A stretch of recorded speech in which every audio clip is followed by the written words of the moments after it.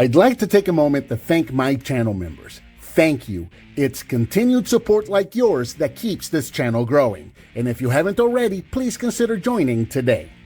Hello and welcome. I'm Bert the Stormtrooper, and today we're going to be doing something a little different. I got the camera turned around.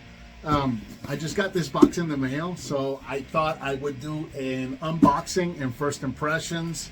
Just camera on me. Let's open this thing that I just got in the mail that I'm really excited about, and let's check it out together. So without further ado, I'm just going to start cutting open. This is something that I had when I was a kid. And getting back into the MOTU origins, or I guess not back into, getting into MOTU origins. So getting back into MOTU, into Masters of the Universe stuff. This is something that I just had to have. I don't know if Origins is going to do one of these. It would be cool if they did. They haven't hinted at it. So, the cool thing about the Origins line is that because it's the same size as the Vintage line, a lot of vehicles work. So I have a Vintage, two actually. I have two Vintage attack tracks that work perfectly with Origins. I got a Vintage battle ram that works perfectly with Origins. We got the Vintage Land Shark alongside the new Origins one, and you know they both work great. Same thing with the Roton. I got an Origins Roton and a Vintage Roton. They both work perfectly fine. So this is a vehicle that I had as a kid. This was one of my favorite vehicles when I was a kid. And again, Origins hasn't announced it, so I saw one online for a really good price, and I just had to get it. And it looks like it's just like that. So let's go ahead and pull it out. This is an original 1984 Dragon Walker. I'm so excited about this. And right off the bat, I saw one of the stickers fell out. So I got to glue that back on. I noticed as soon as I took it out that the sticker on that side was out. That's why I had to, I opened it up this way. So let's see, there's nothing else in there. So got a box and some bubble wrap right there. The 1984 Dragon Walker. This vehicle came out, 1984. Retail for approximately $20, which is mind-blowing to, you know, this is just not something that I was aware of when I was a kid. It was prices of things, right? So learning after the fact that this was $20 kind of blows my mind. And at first I didn't believe it. I actually had to go online and research this. And I'm like, are you serious? This was 20 bucks? Because, okay, when you think about the original Castle Grayskull came out, it was 30 bucks. By the time Snake Mountain came out, that was 40 bucks. So for this to be $20, that's kind of pricey. And even more surprising because my dad got this for me. And I got this for me after the divorce. I'm not going to get too much into that, but long story short, my dad was kind of a cheap ass. So I'm kind of surprised that my dad actually spent 20 bucks to get this for me. It had to have been a birthday present or something, because there's no way he just casually got this for me. That had to have been a Christmas present or a birthday present or something. There's no way this was a casual present, but there it is. Yeah, check this thing out. Let me go get my measuring tape so we can get some measurements. And with the power of editing, here I am back with my measuring tape. So taking a quick look at this is approximately, so the toes are what stick out the furthest. So I'm going to go from toe to toe. Let's pull this back here so you guys can see it. So from toe to toe, we're looking at approximately 14.5 inches in length. From toe to toe, that's the longest distance, right? And then height-wise, we're looking at approximately 7.5 inches at the top of this little scale right here. So it's a pretty big, sizable dude. Now, let's see. Everything is here. Checking out all of the details. So you can see the whole leg track piece is in really, really nice shape.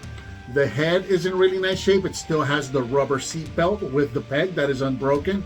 It has all of its stickers, even though this one fell off, but I do have it so I can glue it back on.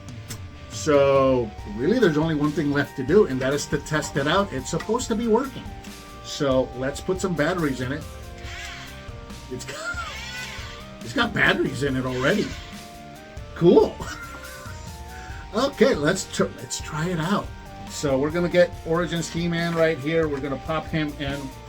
And again, I absolutely love the fact that the Origins figures work with these vintage vehicles just fine. So there we go. We'll get him in there. We'll put his seatbelt on because safety. Let's get that on him. I'm really excited about this. This is just, again, this was one of my favorite toys when I was a kid. And, you know, a lot of people online kind of, I guess, criticize or denounce this vehicle in its design. It's a cool, wacky design, right? But also, a lot of people will say that this is like I think the most common thing that I've heard about this is that this is the most impractical form of transportation. And I guess I can't really argue with that. In terms of transportation, that's impractical. But I think most people forget what this vehicle did, what they showed in the commercial. And originally the commercial had it where there was these kids playing. He-Man was there was like these two rocks, and there was like a ravine with a bridge between them, and He-Man was on one side and the Dragon Walker, Skeletor was on the other side. And as He-Man's approaching, Skeletor, you know, the kids playing with Skeletor, they knock the bridge out. So there's a ravine now. He-Man can't get to them, right? And so the whole thing with the Dragon Walker was that it would get to the edge and this piece would spin around and it would go from one cliff over to the next and then cross itself over. So it's almost like it was able to cross across, you know, make its own bridge, you know, get across this ravine. Kind of like, I don't remember the name of the vehicle. Some of you guys go in the comments and remind me. There was a tank that G.I. Joe had that carried a bridge, and it would lay the bridge whenever there was a ravine so that it could cross over. This was kind of like that, the He-Man version of that, right? It could cross a ravine. And then later in the commercial, the kids are like rolling boulders towards He-Man, and as the vehicle is approaching, it would just kind of swing around and just kind of knock the boulders out of its way to get to where it was going. So, impractical form of transportation, yes, but to get across some tough terrain and maybe even get rid of some obstacles in the way, perfectly fine. So let's give it a test. Let's turn it on and see how this works. See, where's this? I'm doing this blindly. Where's the switch? Here it is. That is so cool.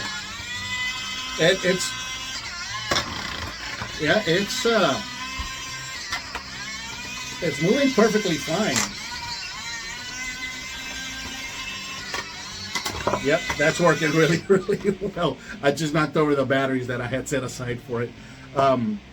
Maybe put some new batteries in there. Maybe it'll work even faster. I mean, it's moving pretty good. I don't think that I need to replace batteries, but hey, you never know. Yeah. Let's see, these are the batteries that I just took off of the attack track. And you know, I wasn't paying attention to which side was which. Now I don't know which side is positive and which side is negative. I should have paid attention to that.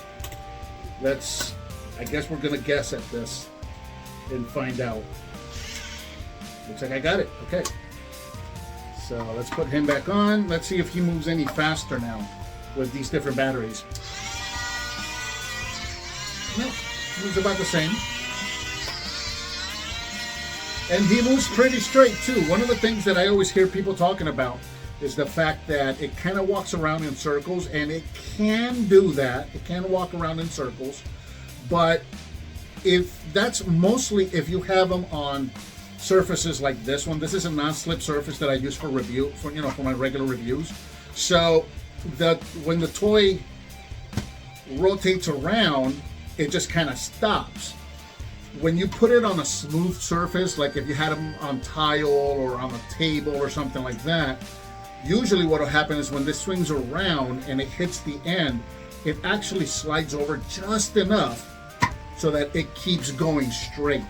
So typically most of us, when we're doing reviews, we have them on a non-slip surface. So this isn't going to slide much or at all. So it does cause him to kind of turn a little bit as he goes. But yeah, it's still going in a straight line. Now that one, it turned a little bit there, so yeah, see, it kind of straightens itself out as it goes. And it did it again there. So that's really, really neat. So again, this was released in 1984, apparently for approximately $20. One of the neatest vehicles, I think, in Masters of the Universe line. Will Origins do a new one of these? Time will tell. And if they do, are they going to put the electronics features in it? I don't know. You know, we got even the Road Ripper. We got the Road Ripper. They didn't put the ripcord in it to make it zoom along, you know. So no telling. But if you're like me and you got nostalgia for this stuff, as you can see, I got an Origins He-Man on there. Origins figures work perfectly fine with these, and this fits perfectly fine into your Masters display. So like I said, I got on mine. My Masters, all of my vintage stuff is in my daughter's room. She's got the vintage Castle Grayskull and Snake Mountain and all of the vintage vehicles, all of that. My display is all Origins, but it also includes a battle ram, an attack track, and now my Dragon Walker. So yeah, that's kind of a short form, kind of a new, different thing I wanted to do. Box came in the mail today. I've been looking forward to it. I'm really excited about it. And I thought, you know what? Let me turn the camera on. Let's open it on camera together and give you kind of a quick review of it so you guys can kind of see it, share it, hopefully share my excitement about it. If you're into Masters of the Universe, you're collecting Origins, you got to get yourself a Dragon Walker. Even if it's a vintage, if it's with your collection, you got to get this guy in there. This is the coolest thing ever. If you guys can't tell, I mean, it's one of my favorite from when I was a kid, you know, one of my favorites. So I'm really, really happy to get this back in my collection. So I think that about does it for the original Masters of the Universe 1984 Dragon Walker. What did you think of this vehicle? Let me know down in the comments. Give me some thumbs up. Subscribe, share with your friends if you like what you see. And as always, thank you so much for watching, and I'll talk to you next time.